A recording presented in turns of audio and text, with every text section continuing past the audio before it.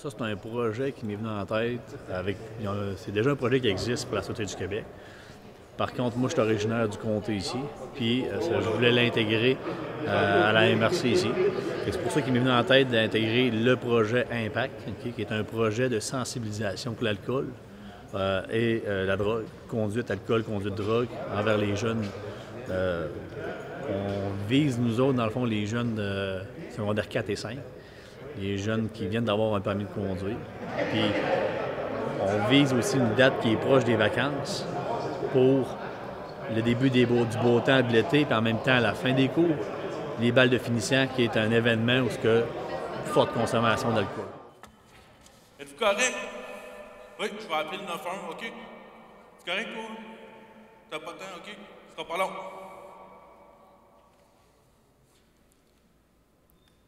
911 centrale à l'écoute. Oui, bonjour, j'ai besoin d'aide. J'ai besoin d'une ambulance, là. Je viens d'avoir un accident live, là. Oui, pouvez-vous me dire, premièrement, calmez-vous, ça va bien aller. Pouvez-vous me dire l'endroit que vous êtes? Je suis à l'Arena à Saint-Marc. Vous êtes à l'Arena à Saint-Marc. Pouvez-vous m'en dire plus sur l'accident? Savez-vous si les poussins gonflables sont déployés? Oui, ils ont fait ça, il y a un mur de béton, là. Il y a de la boucane partout, il y a des sacs gonflables. Il y a 4 personnes. Il y en a un qui a de l'air mort, là, il répond plus, puis les autres sont pleins de sang. Parfait. Regardez, monsieur, restez en ligne, ce ne sera pas bien long. Je vais appeler les renforts, je vais vous revenir. Mais premièrement, avec la Sûreté du Québec, l'alcool, c'est une des principales causes de décès là, pour conduire d'un véhicule, on s'entend, sur les routes. Puis le côté des jeunes, parce que moi, j'ai déjà travaillé dans une maison des jeunes, c'est le côté qui vient me chercher un peu, le côté jeune, puis on s'entend que les jeunes, c'est notre avenir. C'est pour ça que ça me touche, c'est un côté qui me touche. Ambulance à l'écoute. Regardez, monsieur, je viens de recevoir un appel pour un véhicule, 4 jeunes à bord, un accident. Qui se retrouve présentement à l'intérieur de l'Arena à Saint-Marc. On ne connaît pas les blessures, on sait que les coussins gonflables sont déployés. Parfait, on se met en direction. En gros, là, pour les conducteurs âgés de 19 à 24 ans, okay, les conducteurs représentent 9 des permis de conduire émis au Québec. Mais ces mêmes conducteurs-là, pour la même tranche d'âge, on parle de 19 à 24 ans, ils représentent 22 des accidents avec blessés sur la route. Sûreté du Québec à l'écoute. Regardez, on vient de recevoir un appel. Il y aurait un véhicule avec 4 jeunes à bord qui aurait eu un accident à l'Arena Saint-Marc-des-Carrières. On ne connaît pas la nature des blessures. Coussins gonflables déployés, ambulance en direction. Parfait. On se met en direction. Veuillez essayer le 3152. Dans le fond, je vous disais que les deux principaux facteurs pour les accidents chez les jeunes, on parle de la témérité des jeunes, puis on parle aussi du manque d'expérience. Si on mélange ça avec l'alcool ou la drogue au volant, c'est ça qui fait en sorte que les statistiques augmentent très rapidement. Mon but, notre but dans le projet, c'est d'essayer justement de diminuer ces facteurs-là en éliminant le plus possible alcool et drogue au volant chez les jeunes.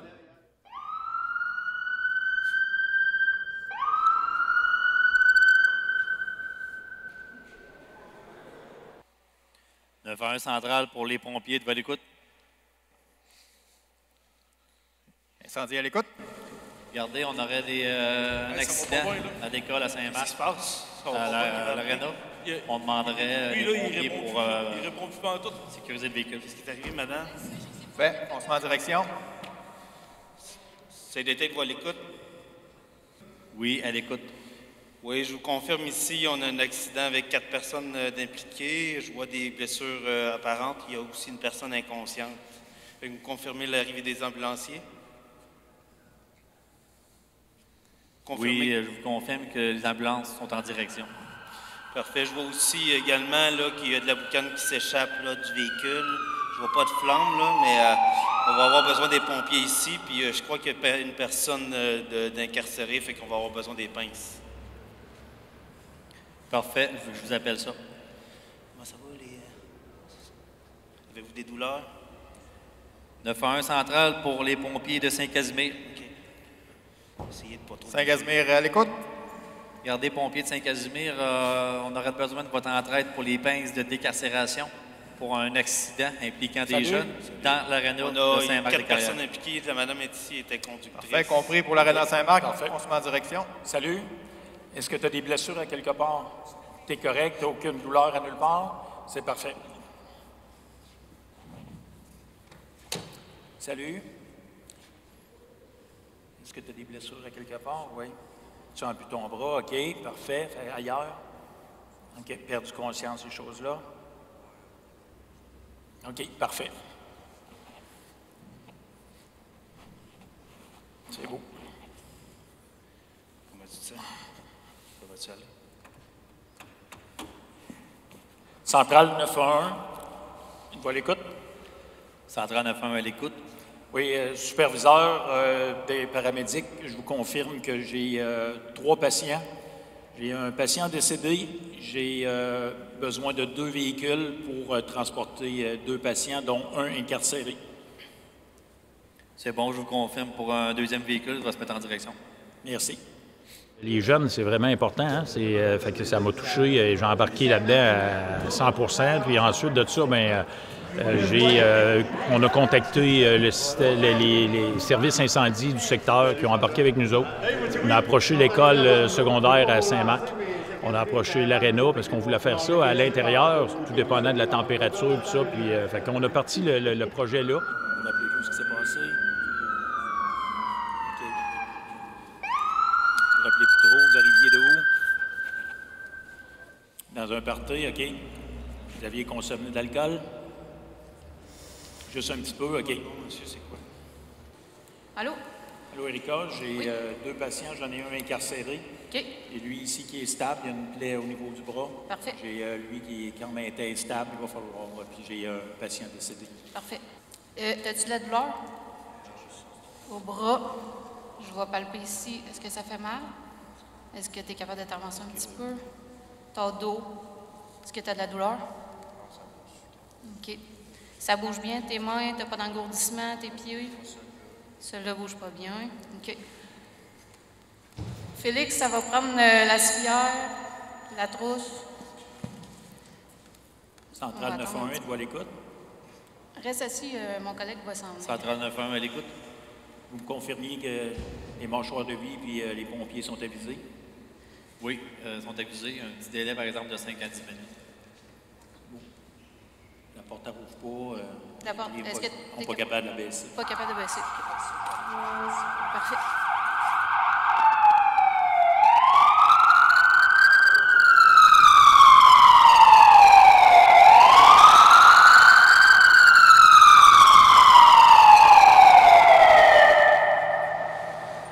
On va attendre la civière, puis quand la civière va arriver, on va se lever.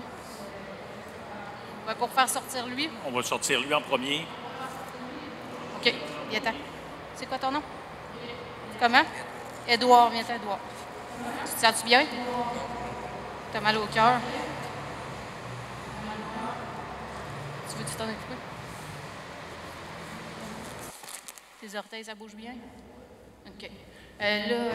Mon collègue t'expliquait, t'es pris dans l'auto, là, on va te mettre une couverte. Les pompiers vont ouvrir ta porte. On a un patient qui est décédé. Si vous voulez, il est décédé. Si vous voulez le sortir, qu'on se fasse de la place. Salut. Bouge pas ta tête. On va te mettre un collier cervical aussi. T'as-tu la douleur dans le cou, dans le dos? Non, ici. Si je touche ici, je parle. Ça fait plus mal? OK. Là, on l'a placé à l'extérieur pour le bien là, du scénario. Il pourrait rester dans le véhicule. On le met à l'abri des regards.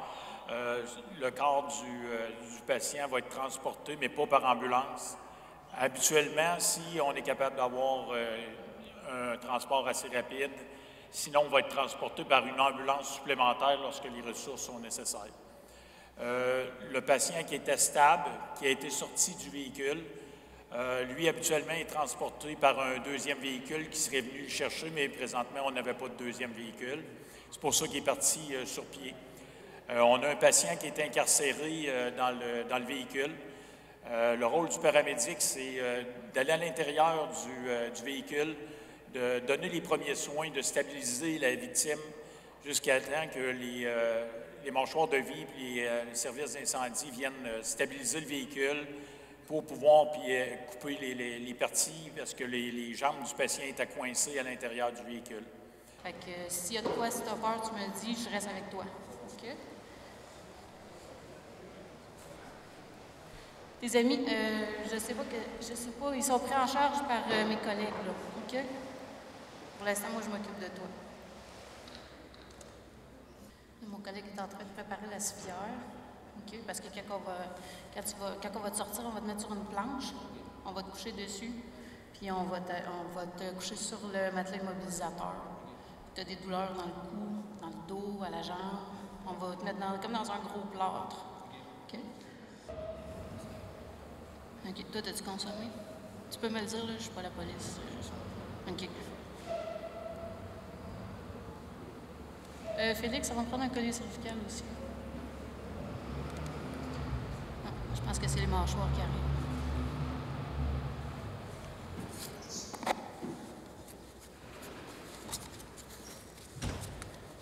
La fenêtre, elle rouvre pas, la porte, elle rouvre pas. Ah, super.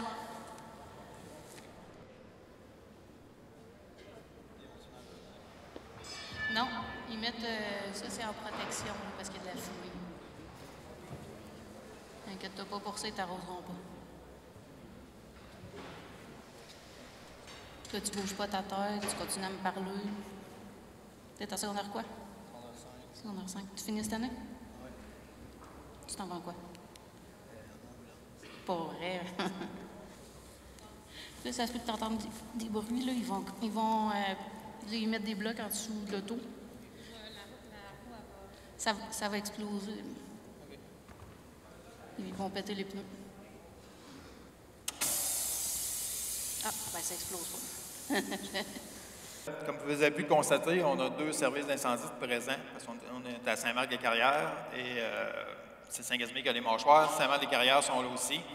Le rôle du service d'incendie de Saint-Marc, c'est d'assurer la scène complète puis d'assurer la sécurité de tous les intervenants sur le site. Autant notre équipe de mâchoires, autant que les paramédics, autant que les policiers. Le rôle du service d'incendie de Saint-Gaspard, c'est la désincarcération. Dans ce cas-ci, c'est eux autres qui sont responsables de la scène de l'auto, comme tel. Fait que quand les gars sont arrivés, généralement dans le camion en descendant, ils savent déjà tout quoi faire. Tel gars prend tel matériel dans tel coffre, dans tel compartiment. Martin il a fait le tour un peu d'évaluer la situation, puis on s'est mis après ça à aller stabiliser l'auto. On a rentré les blocs de bois en dessous de l'auto. Après, on a fait péter les valves de pneus.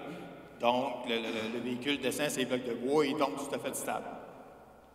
Donc, c'est important de faire ça au début de tout pour pas que le véhicule, quand on coupe la porte, que le véhicule se déstabilise. 1, des risques de blessures pour nos pompiers, 2, des risques de blessures supplémentaires pour notre victime dans l'auto aussi. Là, ils ont fait le tour, ils ont stabilisé. Après ça, on était dans la mesure du possible, on a été coupé les câbles de batterie pour désactiver les coussins gonflables et éliminer tous les derniers petits risques qui restaient là. Ensuite de ça, en collaboration avec les paramédics aussi, on jase un peu avec eux autres quand on arrive, de savoir la façon qu'ils veulent qu'on le sorte, la façon qu'on décide d'une façon de le sortir.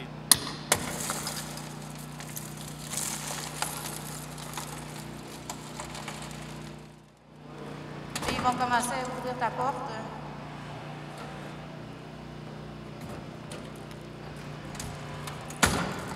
Ça va faire du bruit, là, c'est la porte qui force. C'est bon. T'as compris, c'est normal que ça rentre.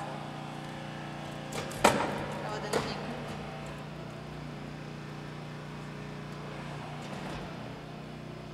Tu me dis s'il y a pas de la soie.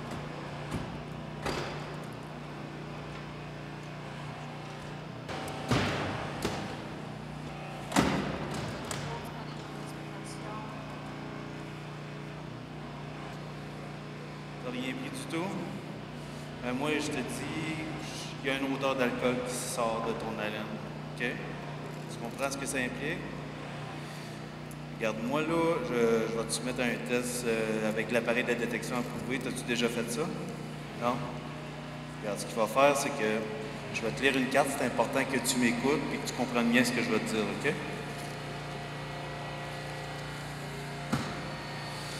Alors, je suis l'agent Jardin, agent de la paix. En vertu du code criminel, j'ai motif raisonnable de soupçonner que vous avez de l'alcool dans votre organisme et que dans les 3 heures précédentes, vous conduisez un véhicule, un moyen de transport. Au surplus, en vertu du Code de la sécurité routière, si vous êtes soumis à une mesure visant l'alcoolémie, j'ai des raisons de soupçonner la présence d'alcool dans votre organisme alors que vous conduisez un véhicule ou que vous en aviez la garde du contrôle. Par conséquent, je vous ordonne de fournir immédiatement les échantillons d'haleine que j'estime nécessaires pour en permettre une analyse convenable à l'aide d'un appareil de détection approuvé et de me suivre si nécessaire. Un refus ou une omission d'obtempérer à cet ordre constitue une infraction qui vous expose à des poursuites criminelles, à des poursuites pénales et notamment à la suspension immédiate de votre permis de conduire ainsi qu'à la saisie du véhicule. Est-ce que vous avez bien compris? En gros, pour être sûr que tu comprennes bien, là, on va te faire aller au véhicule, on va te faire souffler dans un appareil, voir si ton taux d'alcoolémie dépasse la limite prescrite. Si tu décides de refuser et de ne pas nous suivre, tu vas avoir d'autres accusations de refus là-dedans. OK? Tu comprends ça? Tu acceptes de nous suivre? OK, il est temps. Je vais décortiquer un petit peu ce qui a été fait jusqu'à maintenant. Les policiers sont arrivés. La première chose qu'ils ont faite, c'est sécurité des personnes, les blessés, dans l'accident. Ils se sont approchés du véhicule, sont assurés, dans le fond, que les personnes sont en sécurité, puis qu'ils sont corrects, puis même en même temps, avec la communication, confirmer le nombre de blessés, il y a des personnes incarcérées, mais ça va prendre pince, des mâchoires de vie. Donc, avec les policiers, ils arrivent, sécurité, au début, les personnes à l'intérieur. Par la suite, sont venus en assistance aux ambulanciers qui sont arrivés, en assistance aussi aux policiers. Là, on a vu que la conductrice, par la suite, avec l'enquête du policier, il a trouvé des canettes de bière dans le véhicule. Il a vu aussi que madame, la conductrice, elle avait une odeur de boisson alcoolisée. Fait qu'il a décidé de faire passer un test d'alcotest. Elle a échoué le test d'alcotest. Elle a été placée par la suite en état d'arrestation pour conduite les capacités affaiblies. On parle d'alcool. Dans ce cas-là, ici, il pourrait y avoir aussi cannabis, des choses comme ça. On est capable de détecter aussi avec des tests pour le côté alcool-drogue. Là, la personne est dans le véhicule de police, elle a été arrêtée, elle a été menottée, puis elle a été fouillée sommairement pour empêcher, dans le fond, que les policiers aient des couteaux, des choses comme ça, que ça peut être dangereux pour elle ou dangereux pour les policiers. Bon. Ça va, Jacob? Oui. OK.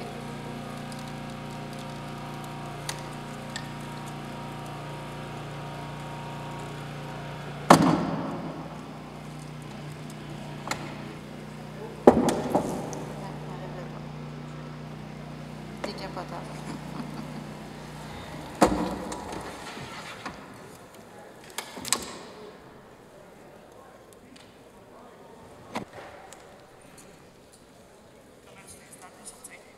On va mettre la planche en dessous de ses fesses, on va le glisser, on va le coucher sur la planche, puis on va mettre la planche sur le matelas. OK, comme ça. On va l'avancer. Tu veux-tu aller là? À 2? Ouais. 1, 2. OK, on le couche sur le dos.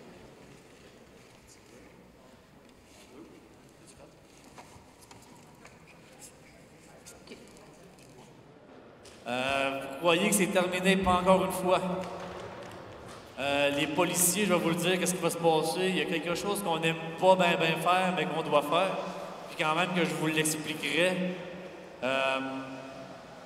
ça ne sera pas aussi efficace que vous le démontrez, qu'est-ce qui se passerait vraiment. Suite à l'accident qu'on a eu aujourd'hui, OK, on a eu un accident, faculté affaiblie, la personne a été arrêtée. On avait une personne qui était blessée léger. On avait une personne qui était incarcérée.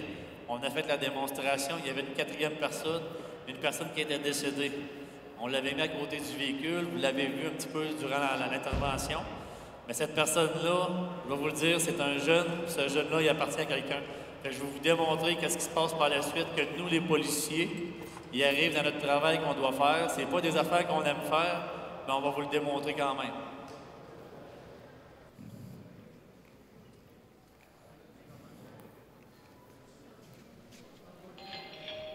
Oui, bonjour. Oui, Madame Portelance. Oui, c'est moi. Est-ce qu'on peut rentrer quelques minutes?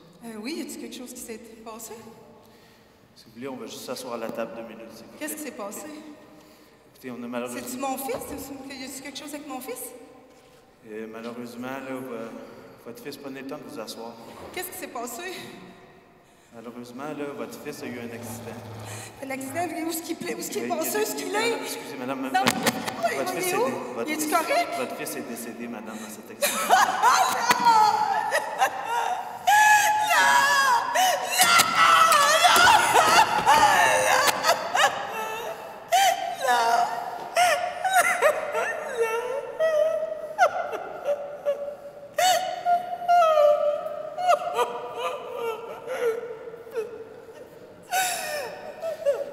Connaissez-vous quelqu'un qu'on pourrait appeler qui pourrait vous aider? Moi, à 17 ans, j'étais pareil comme vous. J'avais plein de rêves.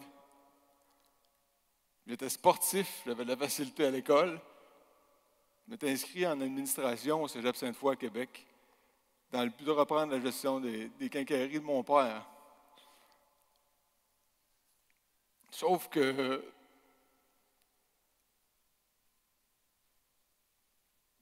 l'année va mal terminer un petit peu, puis moi et ma blonde, on s'était laissés. Donc j'avais une grosse peine d'amour.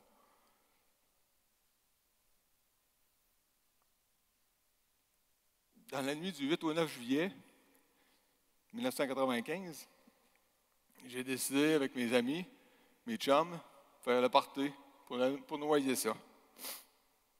Au moment de repartir de là-bas, quelqu'un m'interpelle et me retient pour pas que je parte. J'ai rembarqué dans mon auto puis je suis reparti vers Saint-Hubal. Je me suis rendu à Saint-Hubal. Je suis retourné au point de départ où le party avait commencé. Là-bas, il y avait des tentes d'installer. Encore là, mes chums m'incitaient tous pour que je couche là-bas. Moi, j'ai fait ni un ni deux, j'ai embarqué dans mon auto puis j'ai sacré mon camp. Quel mauvais choix. Quelques minutes plus tard, j'entrais en collision dans une maison, dans une courbe, juste en face de l'épicerie du dépanneur Tonio. L'ambulance est venue me chercher,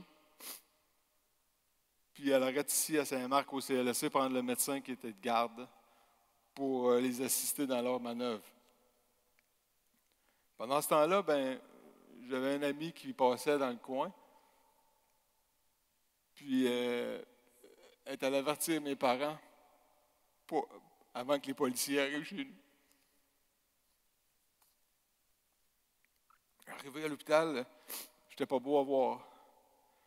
J'avais l'oreille droite coupée en deux. J'avais 2 fractures près de l'œil, ainsi que sur le côté. J'avais une autre fracture à la clavicule. J'étais en hémorragie à l'abdomen. J'avais un poumon perforé.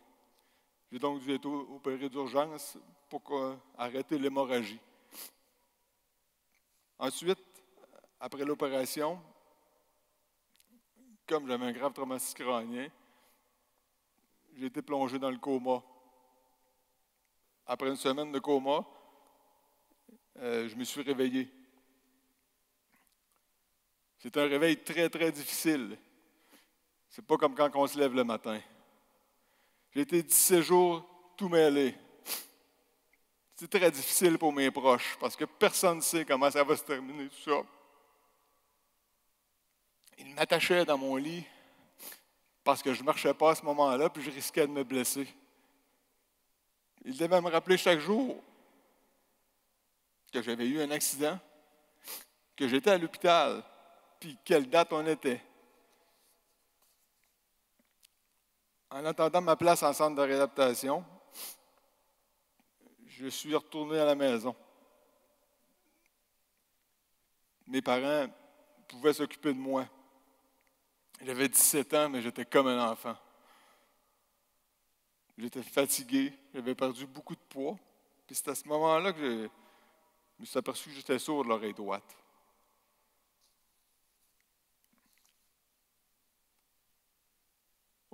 À l'automne, alors que mes amis reprenaient l'école, recommençaient à jouer au hockey, moi, je rentrais en centre de réadaptation pour réapprendre ce que je savais déjà. Mon rêve avait changé à ce moment-là.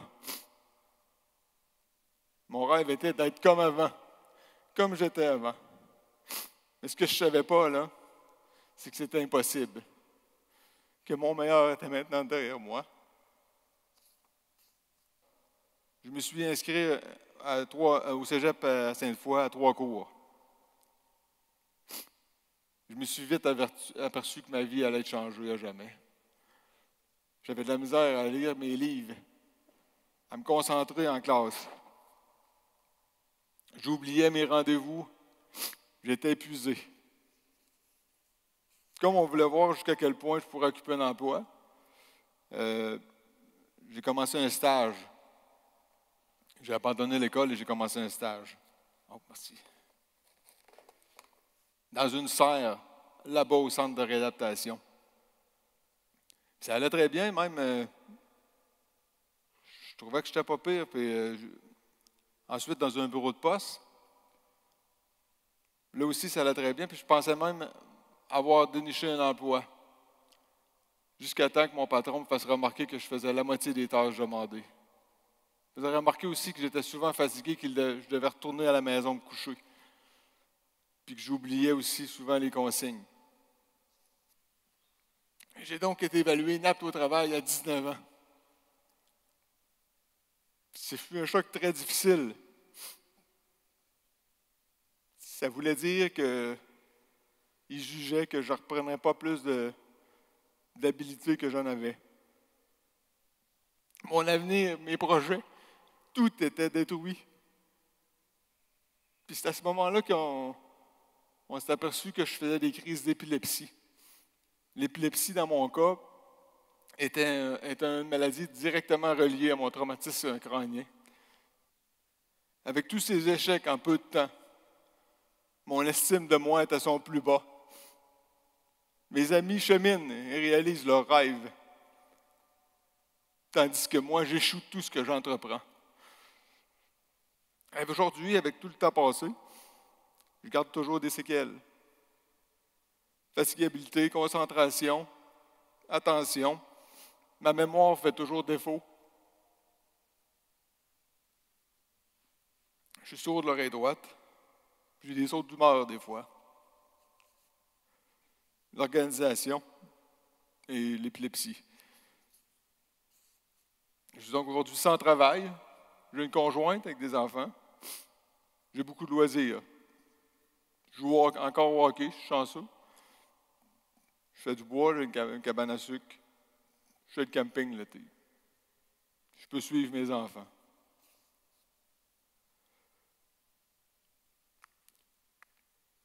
J'ai accepté d'ouvrir la cicatrice aujourd'hui.